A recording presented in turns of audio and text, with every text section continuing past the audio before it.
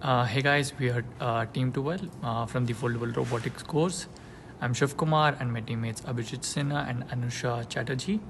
And we are set out to design and build a robot inspired by biomechanics of a locust. The primary goal was to bridge the gap between biological inspiration and robotic implementation using a foldable manufacturing technique. The research objective was to design and simulate a planar 4-bar linkage that mimics the femur and tibia of a locust.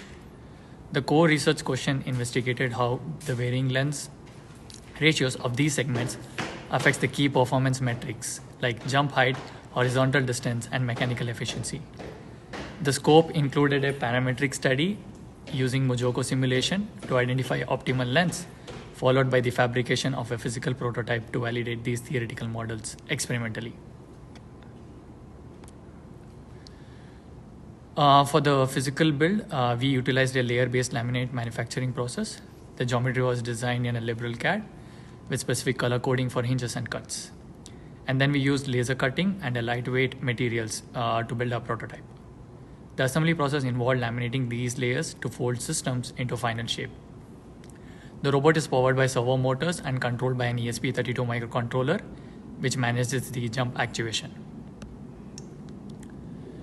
This slide, as you can see, visually represents the grasshopper-inspired robot mechanism. It is a 1 degree of a freedom system relying on a 4-bar linkage design. The visual highlights the compact foldable nature of the chassis and the integration of the actuation unit. This design also allows the femur and tibia sections to extend and contract, replicating the stored energy kick mechanism found in an actual locust or a grasshopper. Okay, before physically testing, the mechanism was rigorously tested in Mojoko simulation environment. The simulation allowed the team to visualize the kinematic and dynamics of the jump in a controlled virtual space.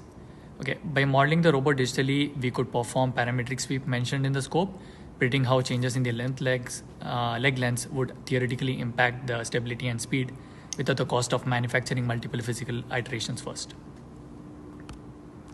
And finally, for our analysis, the results compared these 3 physical configurations, which is the small, medium, and large legs. And as you can view on the bar graph, the maximum vertical jump height reveals a crucial insight.